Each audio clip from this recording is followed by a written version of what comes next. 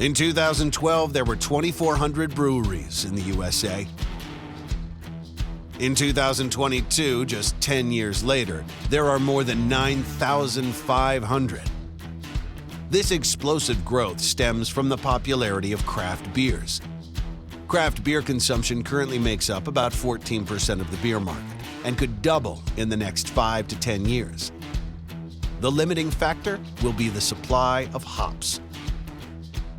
I've been in the beverage industry for about 17 years, specifically in the beer industry for the past 8 years. The glaring problem, which was affecting every brewery in the nation, was the fear of running out of hops. The hops industry is kind of fascinating, and a lot more complicated than we ever thought it was going to be getting into it, because you have to establish contracts years in advance and sort of anticipate trends in the market. Hops in general is a pain in the ass. Let's start there. And I have to have contracts, or I have to spot market. I'm talking about hops as a whole. And I have to ask my fellow brewer friends for hops. Disrupting hops production cycles and capacity hasn't been considered because of the restrictions on where hops can be grown. Until now.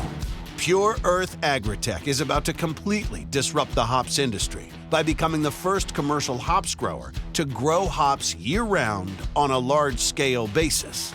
I knew that we needed to go out and find some A players, and we went and did that. We brought in Colorado State professor Bill Bowerly, who's already doing an indoor hydroponic LED grow. I'm a craft beer lover, and because of that, I decided to change my research program at the university to grow hops hydroponically year-round using LED lights. By growing them hydroponically in a controlled environment, we can really speed up the growth cycle of the hops. We actually go from just nothing more than a tissue culture petri dish start to a full production hop in 3.5 months. Whereas in a field setting, that time frame could take up to 3 years. You heard that right. 3.5 months versus 3 years in the field. That enables Pure Earth Agritech to produce 3 to 5 harvests per year. We knew we had to bring in some intellectual property people that could actually protect our own strains and our own genetics, which is why we reached out to Texas A&M and Dan Lescavar.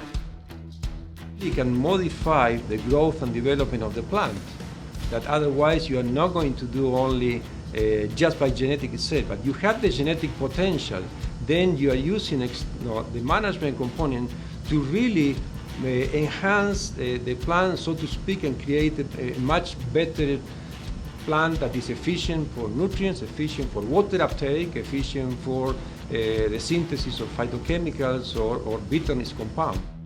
So once we have the genetic and the genetic potential, we subject those for the management, in this case the hydroponic technology, the LED lights, the nutrient solution, can have a unique products that will be identified by not only Texas consumers, but hopefully US beer drinkers. Having access to Texas-grown hops would be, it'd be incredible for the industry. It'd be great for Texas. We're such a big state and we drink a lot of beer. Being able to really showcase that local agriculture to our customers would be, it would be huge. If we were able to, get hops fresh from a field multiple times a year, 5 or 6 times, then, it would change how we could approach brewing a lot of these beers. Pure Earth Agritech, poised to become the new leader in high-yield agriculture and craft beer hops, is only the beginning.